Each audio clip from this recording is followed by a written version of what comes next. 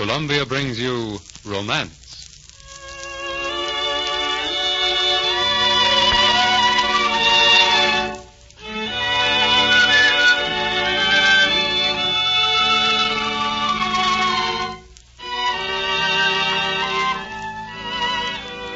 My name is Romance, forever young, forever yours. I live in the tender love stories of today and in the nostalgic love stories of the past. I speak to the lover in all of you, signing myself from the heart.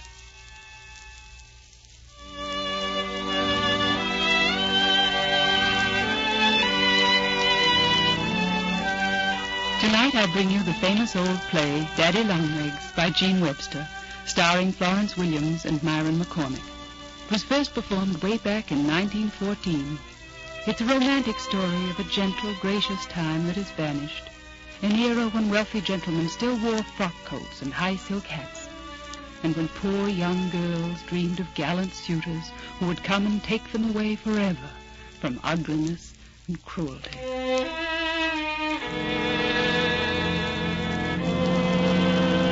Our story begins in a proper setting, a grim, bleak building of gray stone, an orphan asylum.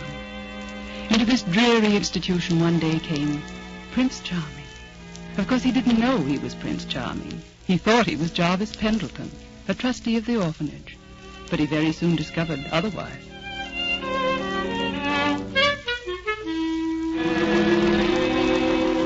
Jarvis, I hate always to be begging, but there's one of the children here for whom I should so love to manage a future. Playing Lady Bountiful again, Edith? Is that why you brought me here? Yes. This one's a girl, Jarvis, and such a pretty one. A girl? Oh, no. I let you persuade me to send a couple of boy orphans off to school, but I'm not going to get tangled up with any squally little girls. Well, she's not exactly squally or little, as a matter of fact. I know. She has a good record. She has the worst record of any child in the orphanage. What? Not really. She's disobedient and impertinent. Just what is it you want me to do for this pretty, disobedient, impertinent young person? I want you to send her to college. College? From the John Grier Orphans' Home? Why, you're out of your mind. How old is she? She's 18. I thought they only kept them here until they were 14. Judy Abbott was so unusually bright that Miss Lippard let us stay on and take care of the younger orphans. She's done remarkably well work in English at the village school.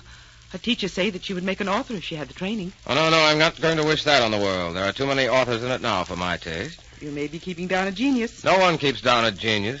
She'd have been out of here long before this if she were one. But she's only 18. I'm sorry, I'm not interested. But Jarvis... We all have a right to our prejudices. Now, I happen not to like girls. I never did, never will. Oh, you're impossible. Besides, suppose I did send this girl, this Judy, to college. Do you think she'd have a chance there? Do you think those college girls would take in a little outsider from an orphan asylum? I'd only be using my money to show her a life beyond her wildest dreams and then forbid her to enter it. Jarvis, you could wave a wand and give her the whole world. No. Society's thrown away your little Judy, and it's too late to pick up the pieces. Why are you looking at me like that? Just a little disappointed, that's all. I thought you were such a different man. Jarvis, will you do me one favor? Oh, what is it? Will you just look at her? Very well, I'll look at her, but I won't talk to her. Come along. I'll point her out to you.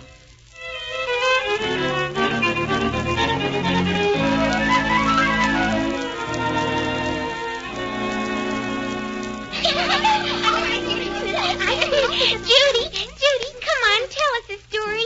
Tell us Noah's Ark. Tell us about the three bears. No, tell us one of the stories you make up yourself. Some other time, children, please. Judy's so tired now. But this is the first time I've had a minute to myself since 5 o'clock this morning. Then draw us a picture on the blackboard. Here's the chalk. Well, just one then. What shall I draw? An elephant. A circus. No, a trustee. One of those funny old ones who comes around for a visit and walks around like this. This won't do, Mrs. Lippert. This floor must be scrubbed. All right. Now, there's his body, and there's his head. Where's his gold watch chain? There it is. He looks just like an old June bug. Which one is it? It's a portrait of any trustee. Jerusha Abbott! Oh, my, I've done it this time.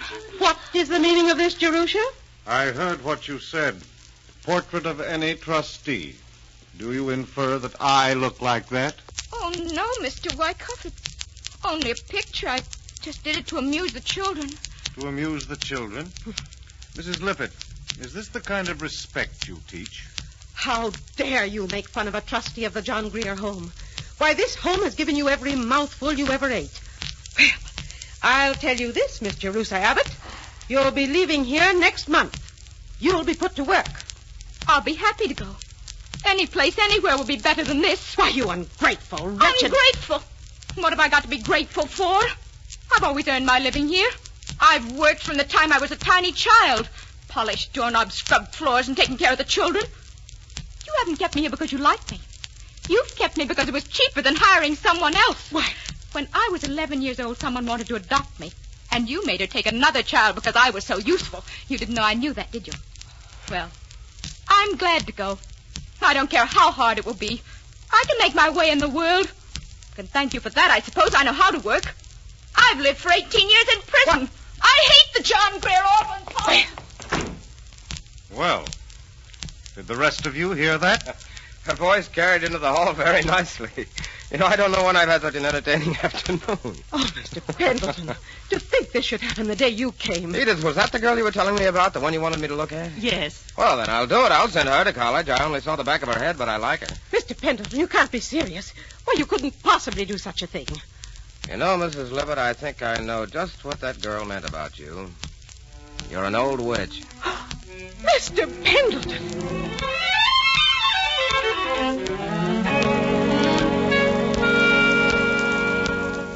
Now, mind you, she's never to know who's doing it. But she'll want to thank you. Well, she can't. I won't have it.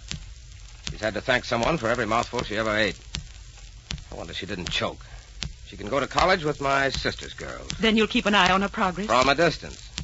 The faculty can let me know how she's coming along. College doesn't do that. They only send marks and grades. Well, she can write me a letter on the first of every month telling me about herself, just the way she'd write to her parents if she had any. She'll have to know your name. I'll tell her it's Smith, John Smith. Yes, she can address her letters to Mr. John Smith in care of my secretary. You can buy her some clothes and try to help her forget the word orphan. Now, if you'll excuse me, I've got to go out and buy some cigars. Cigars? What on earth for? Well, I've just become a father. Well, I'll be hanged if I'm going to miss any of the traditions that go with that situation.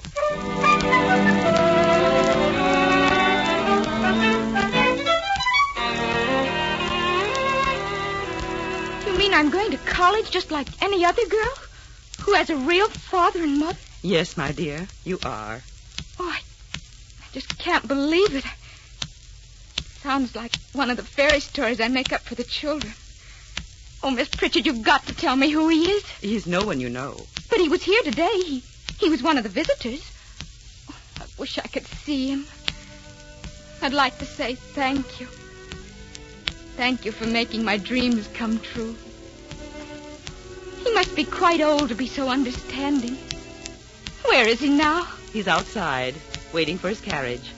It's too dark for you to see his face. But look. See on the building there? That's his shadow. Well, I've never had even the shadow of a father before. He's very tall, isn't he? I didn't know trustees ever had such long legs. I think I have a name for him, Miss Pritchard. Yes? What is it? I'm going to call him Daddy Longlegs.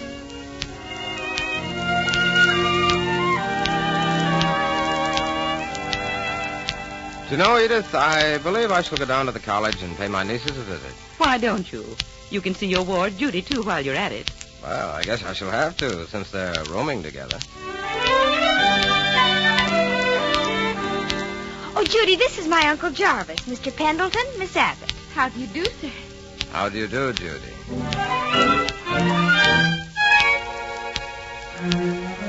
Oh, isn't this exciting? I've never been to a football game before in my life. You think Yale will win? I don't think I could stand it if they lose. Yale was your college, wasn't it, Mr. Pendleton? Oh, yes, it was. I thought we'd agreed you to call me Jarvis. Oh, Jarvis.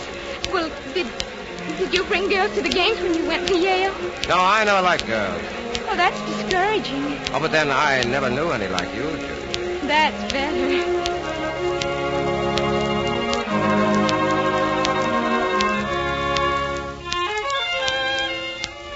Sorry, I didn't mean to step on your dress. You haven't danced very much, have you? Well, I'm going to tell you a secret. I've never danced before in my life. Oh, you don't mean it. I never would have guessed.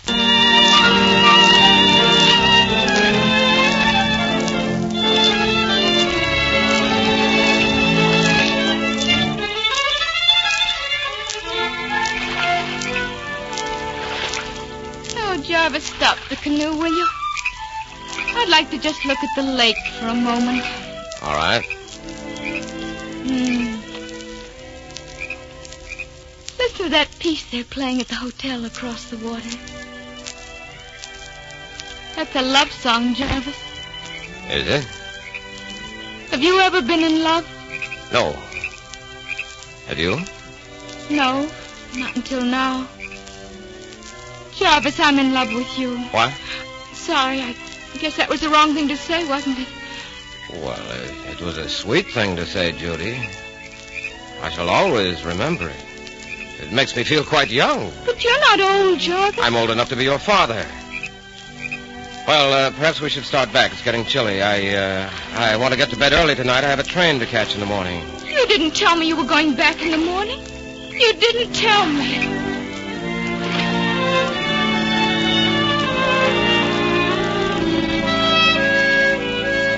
Well? What do you mean, well? How did you like her? After all, you must have found her changed. She's been at school a year. Well, she has the same massive hair, the same pug nose. I suppose you'll be going up soon again? Oh, no, that won't be necessary for a while. She's a very conscientious letter writer, isn't she? There's 19 letters here for me to catch up on. What kind of letters does she write? Shocking letters. I don't believe it. She makes love to me. That's ridiculous. The child thinks you're her father. The child knows perfectly well that I'm not her father. She thinks you're an old man. I'm not an old man. I won't be treated like an old man.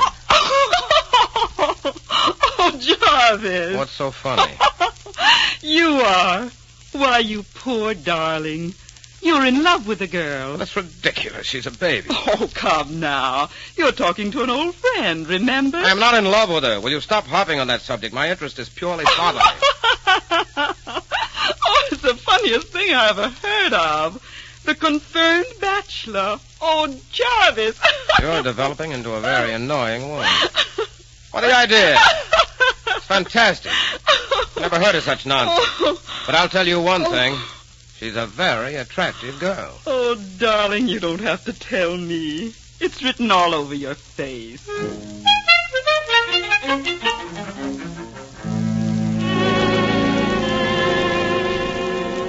Judy! Judy Abbott!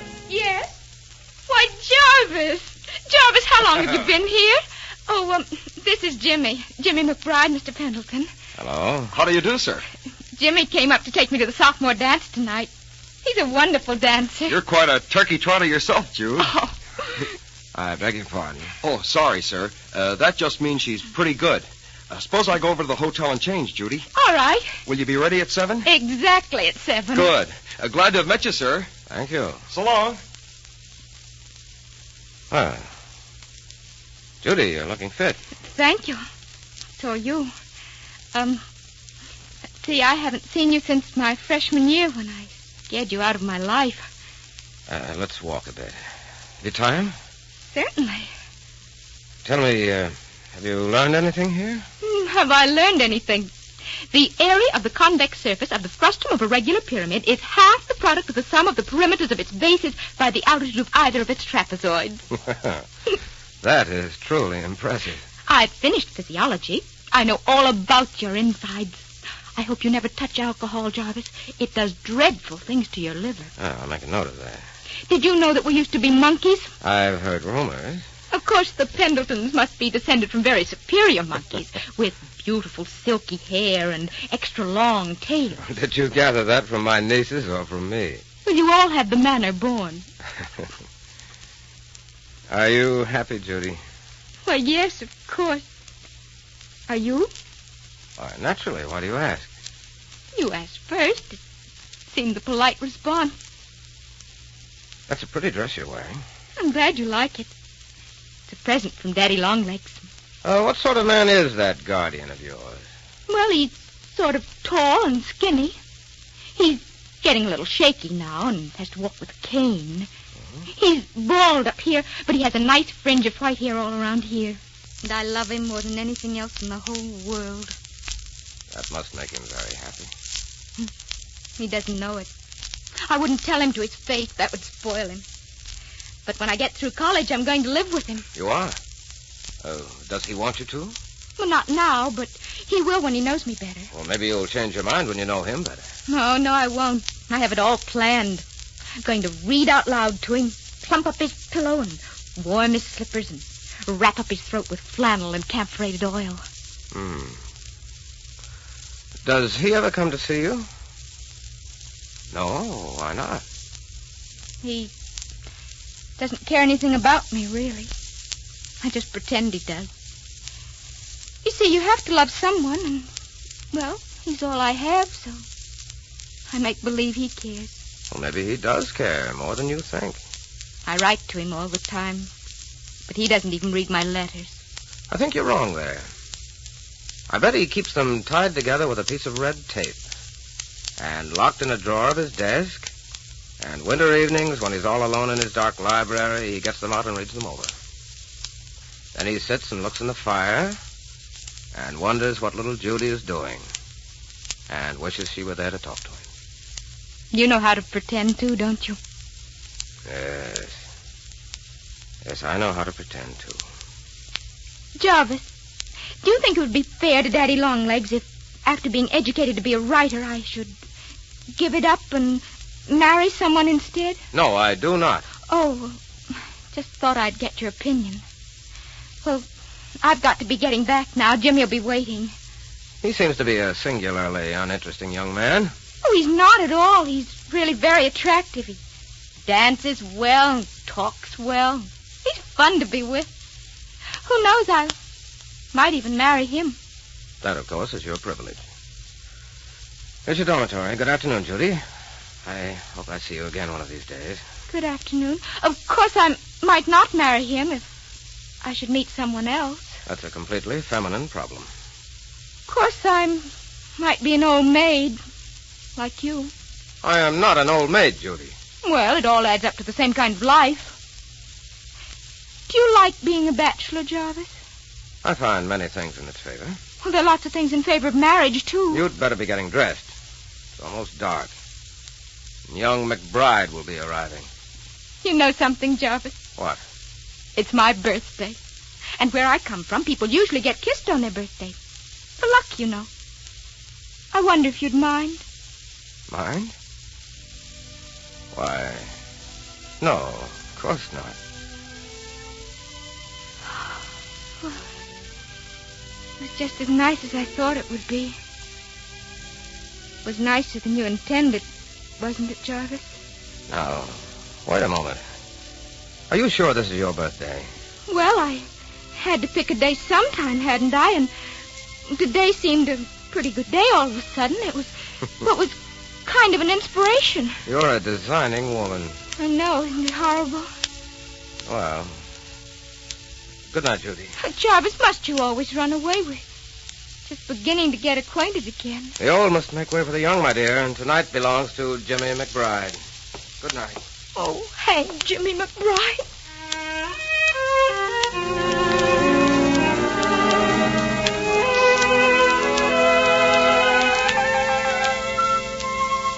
Hello, Judy. Did you catch any fish? Not a one. But I had a lovely day. I adore summer vacations. It's wonderful up here in the mountains, isn't it? Oh, it's all right.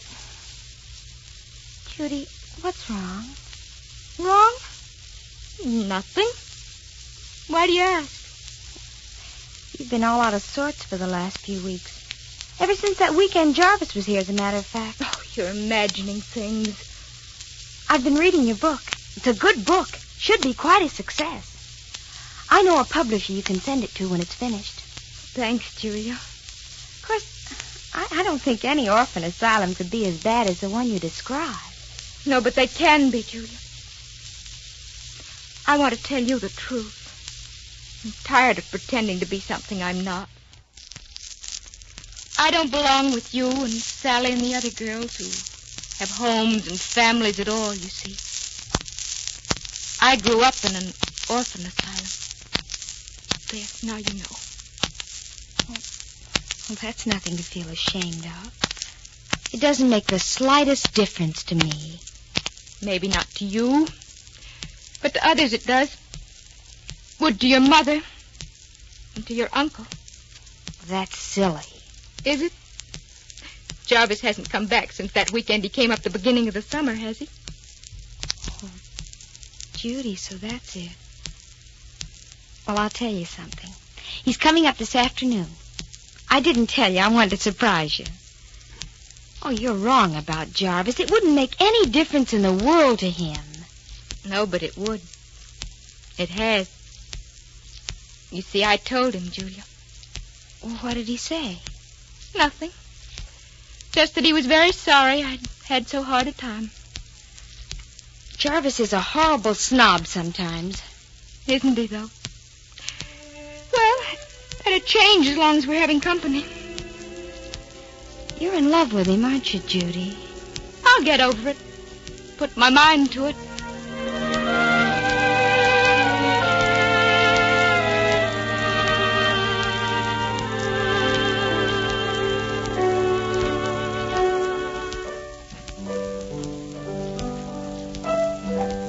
Hello, Jarvis. I didn't know you played. Well, hello, Judy. Do you remember this piece? I can't say I do. It's quite old, isn't it? Yes, it is. It's a love song. Oh. It starts out, if I wore a tulip, a big yellow tulip, and you wore a red rose. Do you remember now? Yes, vaguely. Judy, I came up today to ask you something. Yes. I have a little speech to make. You know, I realize that I must appear quite antiquated to your tender years. But once when you were even younger, you said you loved me. Well, have you forgotten? No. I haven't forgotten. I wasn't very polite about it, I'm afraid. You see, I'd planned my life very carefully, and there was no place for any woman in it. And when you said that, I suddenly wanted to change that whole life I'd planned. But everything that I thought was sensible kept saying, don't be a fool, she's too young to know what she wants, and you're too old to change. Jarvis. And I thought, how can her a life that has already been half lived when she's on the threshold of hers? And yet, I love you. So I must offer it. Will you marry me, Judy? Will you accept my name and my heart? Jarvis, I'm very sorry. That's all right, Judy. Don't be sorry. It was sweet of you to offer, considering that you knew all about me and everything. And very kind of you to offer your name. Would give me a sound place in the world. But I can't accept it. You don't love me, Judy. That's it, isn't it? I shall always cherish your friendship, Jarvis. And your kindness. All right, Judy. I understand.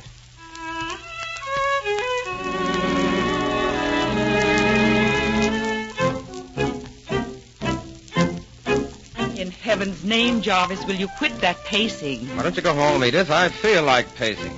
You love her very much, don't you? Yes, but I'll get over it. I'll get over it. Well, don't be in such a hurry. Take your time getting over it.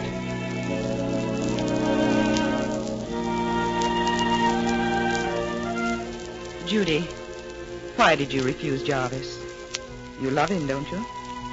He was offering to marry me out of pity. I don't think that's true. I do. You see, I told him a long time ago how I felt. He didn't pay any attention. But when I told him about the orphan asylum, he was sympathetic. He went home, thought it over, and offered to marry me. My dear Judy, No man in the world is as unselfish as that. If he offers to sacrifice himself for a woman, you can be sure he's enjoying it. Jarvis isn't like any other man. Judy, pack a bag. I want you to come back with me. I think it's time you met your daddy Longlegs. He's the one man in the world who can help you straighten this thing out.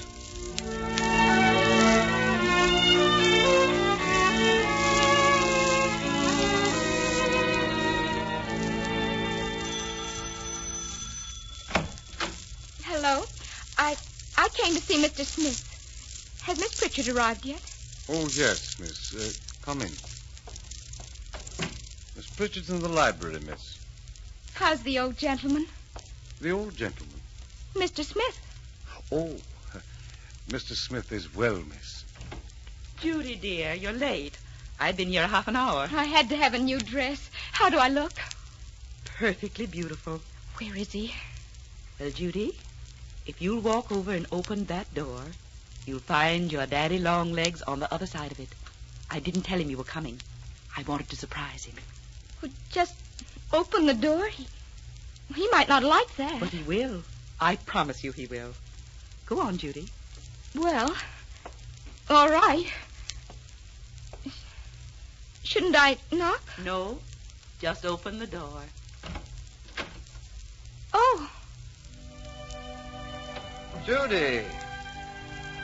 Why, hello, darling. What are you doing here? I live here. And if you will marry me, you can live here, too. I wouldn't dare invite you to live here unless you will marry me. I'm not that old and you're not that young. People would talk. Jarvis, we've been all over that. I have a letter there that you wrote to Daddy Longlegs, in which you've written down why you refused me before. I'm glad you wrote it. Otherwise, I might never have known. How could you be so silly as to think it would matter to me what sort of background you came from? Those are all my letters on the desk. How did you get them? You sent them to me. I sent them to Daddy Longlegs. Oh, Jarvis. You said you were going to take care of me. You know, the camphor and the flannel mufflers and the rest, I intend to hold you to your word. Oh, Jarvis, I love you very much. And I love you, my dear. And will forever.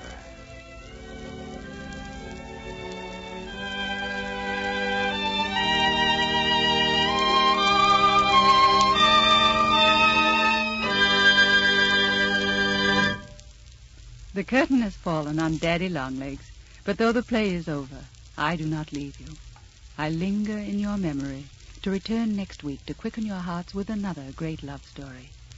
The play that shall speak for me then is Rupert of Hentzau by Anthony Hope. Till then, till curtain time next week, I wish you love and happiness. My name is Romance.